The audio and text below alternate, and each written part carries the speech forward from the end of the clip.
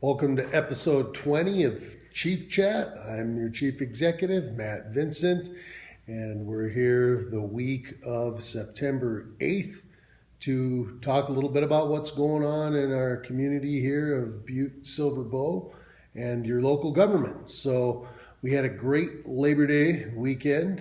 We had a great Labor Day picnic down at Stodden Park. Great turnout. We were blessed with the presence of our Lieutenant Governor Angela McLean, our Senior Senator John Tester, and anybody who's anybody in local labor was there as well. It was a good time to catch up with the hardworking men and women who help build our city and make our community the great place that it is. And so it's always good to remember where we came from, and Labor Day is a big part of that here in Butte, America.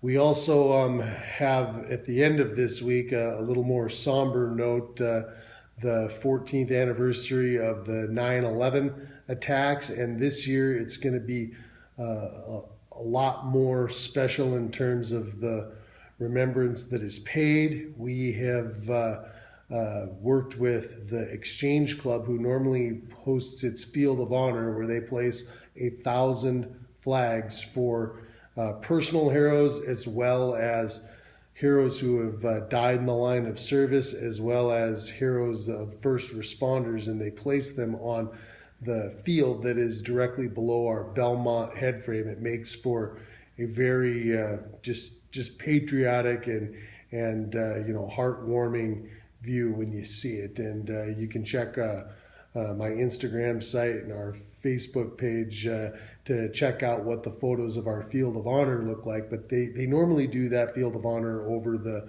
4th of July holiday. This year, for the first time in the 4 years it's been going on, they're doing it on 9/11. And they're going to roll things out on the 10th when they bring in retired Lieutenant Kevin Shea of the New York City Fire Department. Lieutenant Shea was actually horribly injured in the first attacks on the World Trade Center in the 1990s, and then retired and came back to volunteer his time in the rescue efforts of the 9/11 attacks. And this will be his first time speaking on his recollection and remembrance of those horrific events at the 9/11 Field of Honor opening, which will be on the 10th this year. And then on the 11th itself, every year we have a 9/11 parade where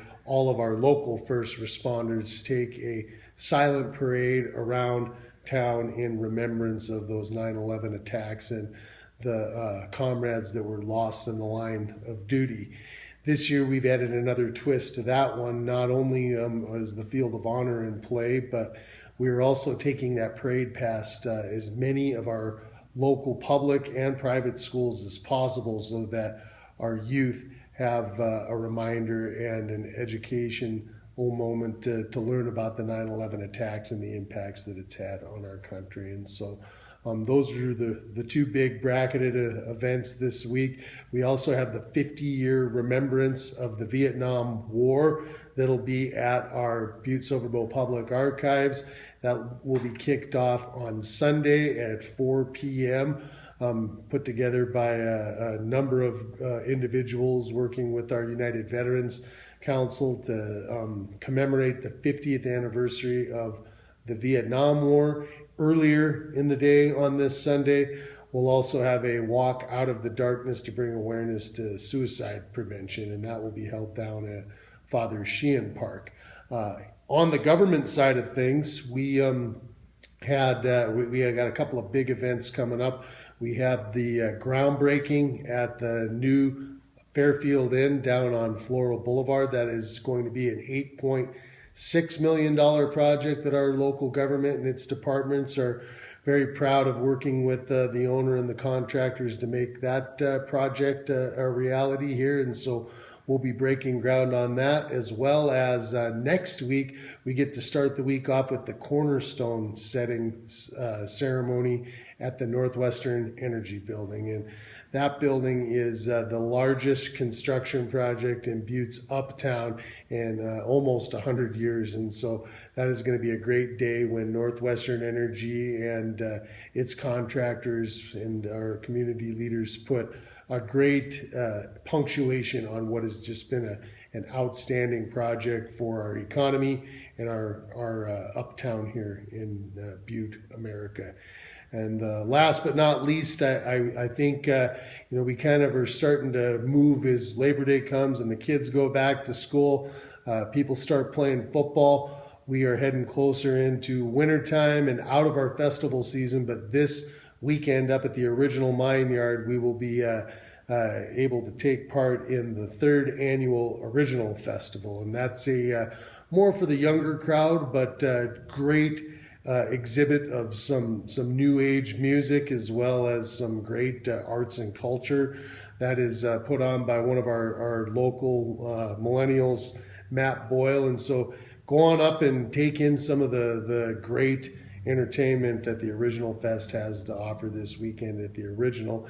And on Saturday, I would be remiss as a former ore digger if I did not mention that our Montana Tech ore diggers that are fresh off a season opening 58-14 victory last weekend will be playing Nemesis Frontier Conference rival Carroll College at Alumni Coliseum, Bob Green Field. Be there. It's the biggest game of the year. There will probably be 5,000 people in attendance, and go Diggers.